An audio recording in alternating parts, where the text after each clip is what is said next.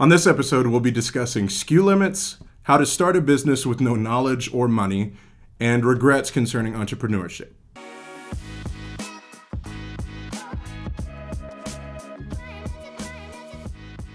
Hey everybody, welcome to episode 46 of the AskEngine show. We are excited to have one of the interns, Mr. Tucker, here with us today. He's going to be co-hosting with me. Tucker, if you'll give us a 30-second to 60-second spiel on who you are, and I want you to do it in Sean Connery's voice.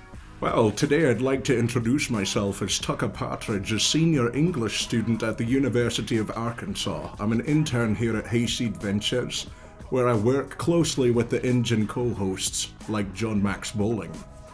Perfect. That was really good. Thanks. So, as you can tell, this episode is going to be fire. We've got 3 questions for you, and we're going to go ahead and jump into them. Question number 1 is, if I have 100 or more SKUs on an e-commerce site in the U.S., mainly t-shirts and other small flexible items, will this work well for an e-commerce fulfillment service? Yes and no. So this is one of those challenges that you're not going to know until you call, a particular 3PL or fulfillment service and ask them. Oh, sorry, I thought you were doing like funny eyebrows. So literally, you just need to go down the list. You need to say, hey, this is what I'm doing. This is what I have. Will this integrate into your platform? If you have some development experience, if you can make it easier, so if you can just basically request an API and be able to plug in your own system into theirs, as long as it doesn't jack with them, that would be good. But more than likely, if you find a fulfillment service that's large enough, they're going to be able to handle SKU limits. And so I would just recommend you give them a shout and ask, because you're not going to know until you ask a specific company. Quora is probably not going to be able to help you here, but I hope that helps. Question number 2.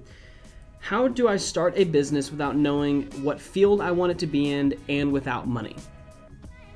You don't. No.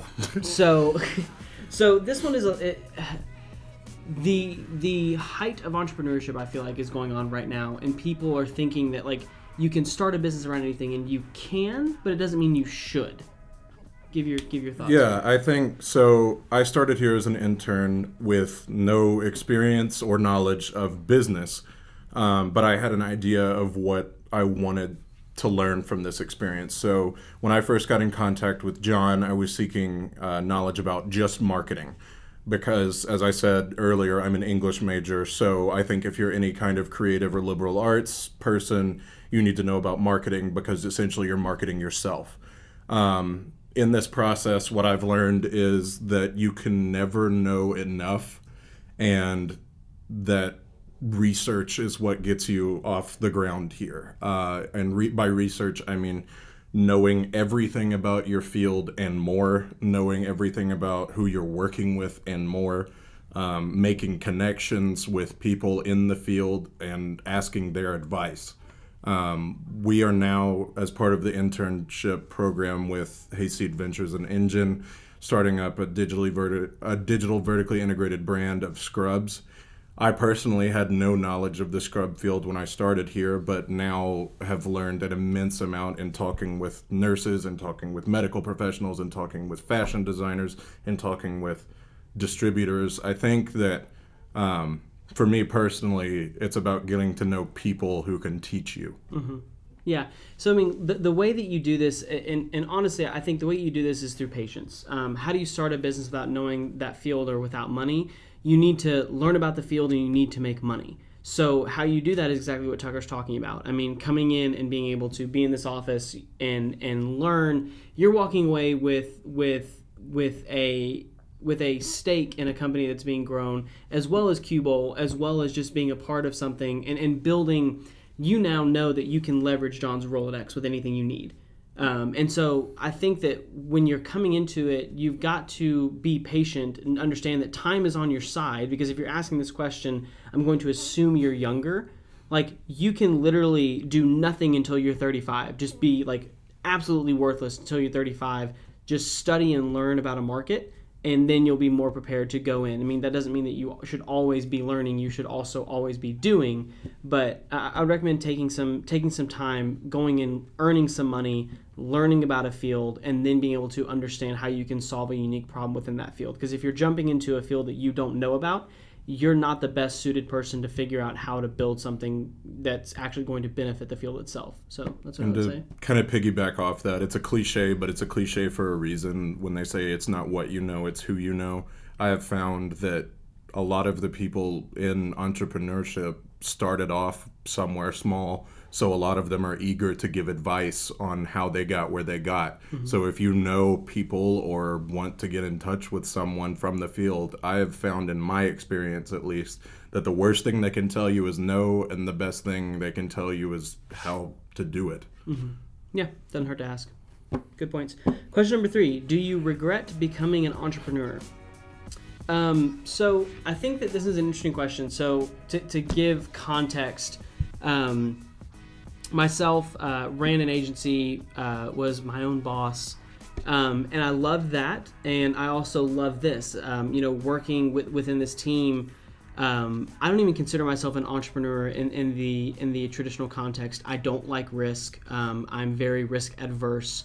I like stability. I like guarantees. I like all of those things. But I also realize that I can't go and create what I want without taking on risk, without taking on those certain things. So personally, I don't regret having entrepreneurial tendencies. I think that if you're an entrepreneur, you don't know of any other way to operate. Like, you look at John. John's never received a paycheck from someone or from anyone that he didn't generate himself. So when you're wired like that, it's like going against your nature as a human being. Like, it would be like coming to Tucker and saying that you can't do improv anymore. Like, if someone came to you and said, Tucker, do you wish you didn't do improv? Like, it's not even something you think about. Yeah, I think it's just a way that you operate as a human being. I know that I've worked at several internships and with several programs that have been what essentially amounts to a 9-to-5 job, and was bored out of my mind even when I was doing some creative stuff. With this, it feels like I'm a part of building something. And that's just what I want to do. Now, whether or not that's something you want to do, I think that's a question you have to decide for yourself before you get into this field, or maybe evaluate a couple of years into it. Obviously, I'm only 22 years old, so there's not much time. There's not been much time for regret, but I really don't think that I would, just because I know who I am as a person. Mm-hmm. Yeah, and taste it. If you're 22, you can go like with Cue Bowl. You could move to New York, run Cue Bowl for 4 years, it fail, and you're still going to be better for it from the knowledge you've gained. And you're 26. Yeah, you're a baby. I am 27 years old, and I am a child in business. Like, understanding that if you're playing the game of business, you're playing for life. Like, you can you don't ever have to stop if you're a good business person. Well, I mean, how many times do you hear about somebody having a midlife crisis and starting a business at 40? If you're at 26, 27, 30, 35, you're still on the lower end of that bracket. Yeah, I mean, like we glorify the outliers. Like, we glorify Zuck starting a business and running Facebook when he was 19. We glorify all of these younger entrepreneurs. Guys, most businesses are not started by people in their 20s. Most successful businesses are not started by people in their 30s. They're started by older people. And they don't have to be. Yeah, exactly. Like, you can be 60 watching this right now, and you're in Bentonville at Walmart, and you're an analyst for something, and you're 50 years old. Like, you're literally at like the midway point of your life. Like, you will live another 50 years. Like, you're good. Like, you have time. And so I think that if you're worried about regretting it, put your head down for 2 years, work, and then realize that even if you do regret it, it was 2 years out of 100. It's 2% of your life. Like, it's okay to regret 2% of your life. And without a doubt, you will have taken some positive away, whether it's in the form of knowledge or connections that I'm sure will even out that regret. Perfect. We end the show with a question of the day. All right. So if you would like to ask our audience a question of the day. You've got to do it in another voice, though. Oh, I have to do it in another voice. All right. I don't know. What should we do? Klaus. German? You want me to do German? All right. Hope there's not a lot of German viewership on this.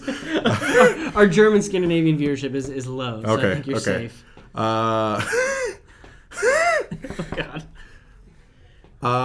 What can young people do to be more knowledgeable about the field of entrepreneurship? And what can young people do to get more involved in it? Perfect. Thank y'all for watching, and we will see you later.